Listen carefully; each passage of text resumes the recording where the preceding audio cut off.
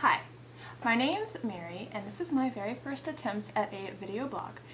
And I've already done several takes and deleted all of them because, well, no one likes themselves on camera, but I've decided that if I'm gonna do this, I just gotta do it. I don't care if I say something stupid, I'm just gonna keep going, otherwise we'll never get through this.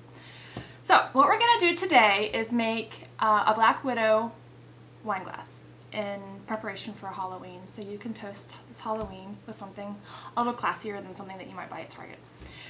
So we need a few things to do that.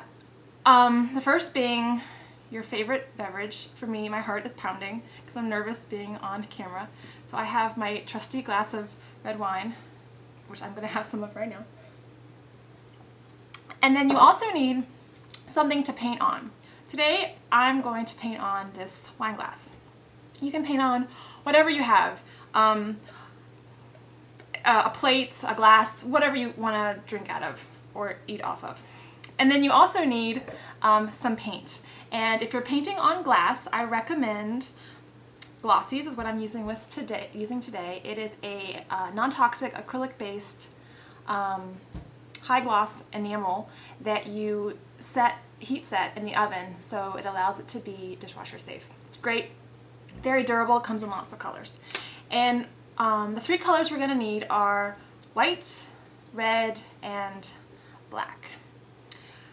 So to start, you need a little bit of black paint that you can put in. I'm using just a old lid with aluminum foil, but you can use anything that won't absorb the paint.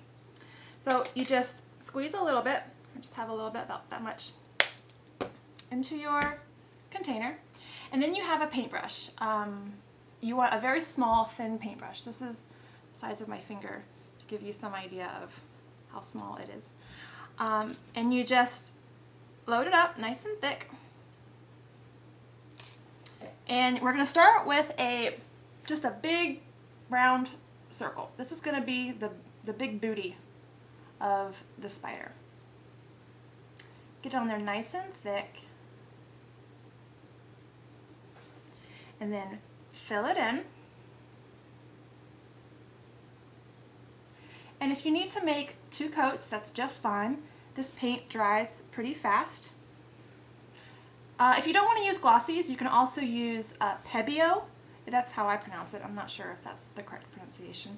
It's also a really good paint for painting on glass and porcelain. But you need to buy the one specific for glass. It makes a difference. Okay, so we have our circle. There's a piece of white paper here for you to see.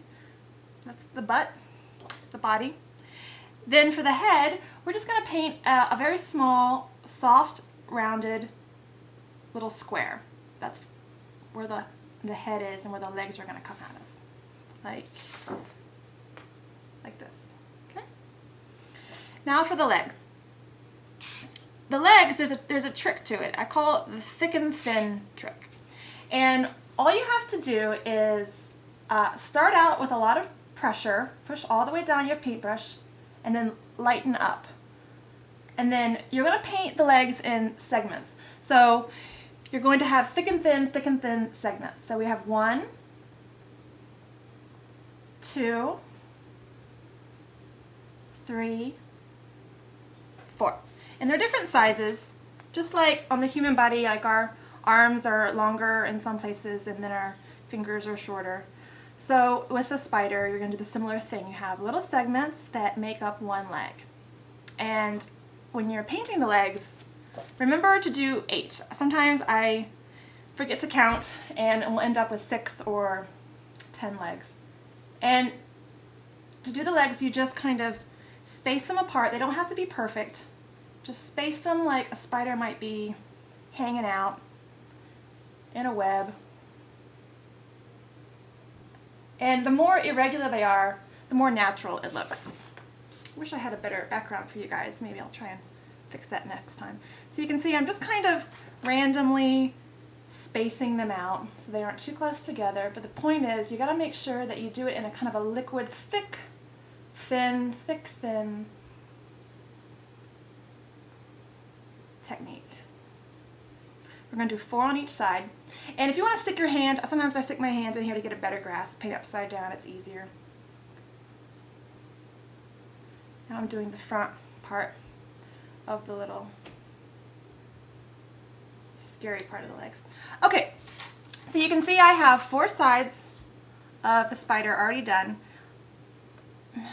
Here you go. Can you see that? How it's just, they're all kind of the same length, but they're just kind of evenly spaced from the all around the spider. This is a point at which normally I would have cut the recording off because that sounded really dumb and started over. But this is what I promised you. I promised that we would keep going even if I sounded like a moron. So please bear with me. We're going to get through this very first post and hopefully I'll get better. And if you get nervous or you get frustrated, just drink some of your wine. Okay. Here we go.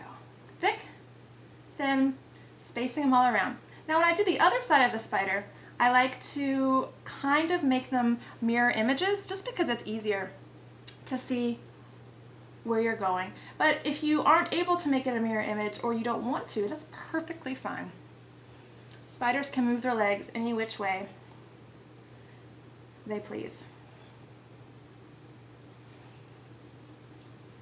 And this is, after all, an original piece, so no piece will ever be the same, so don't worry about being a perfectionist. Okay, so I now have the legs finished, okay? So you can see 1, 2, 3, 4, 5, 6, 7, 8. We got 8, looking good. Now what we have to do is add on the scary red poison diamond part. So for that, you're going to want your red paint. Well, before that, while the black is drying, let's move to the white paint. And what I'm going to do with the white paint is I'm going to create little highlights on the joints so that you can tell where the legs crease, just to make it stand out so it doesn't look so flat. This will be more three-dimensional. Careful not to touch what you've already painted with your hand because you'll mess it up, which I do all the time. It's no problem. With this paint you can rub it right off, and until you bake it you can always wash it off. So I'm just putting a little white dot at the very top of the thickest part of the segment, giving it a highlight. Can you see what I'm doing? This lighting is terrible. I don't know. Can you see what I'm doing? If you can't, you just have to trust me that this is what you should do. You just put on every single little segment, so there should be 4 dots. 1, 2, 3, 4. On every little joint. Kind of looks like a reflective bit of light, maybe a little bit of water. Okay, so now can you see? Alright, so now the only thing that's left is the red. And like I said before, this paint dries pretty quick, which is nice so that you can move fast. Or you could do several glasses at a time. Do all the black first and then all the white first and move on. Okay, so for the red part, it's very simple. All you're going to do, let me get in here kind of close. All you're going to do is draw a line in the middle, kind of near the bottom, near the head, just a straight line. And then you're going to take one corner of that line and you're going to draw a, well, geometry was never my, you're going to draw an angle. It's definitely an acute angle, but I don't know what degree that is. You'll have to, again, this is another point at which I would turn the video off and just start over, but as I promised you before, I won't be stopping and starting just to make apologies for my embarrassing little commentaries. And then we're going to crisscross the line. So you're going to, well, I don't know how to describe it in this backward mirror reflection, but basically we're just making 2 triangles, one on top of each other. However you can do that best is what you want. Just 2 triangles stacked, pointy end on top of pointy end. And then fill them in.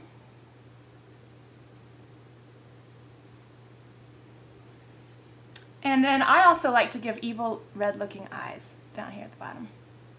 And then if you need to fill in with some more red to make it really stand out, you can. Okay, so there you go. You have it. You have your Black Widow spider, nice and big and scary, and perfect for your Halloween toasting. Thank you for bearing with me on my very first video blog. Okay, goodbye.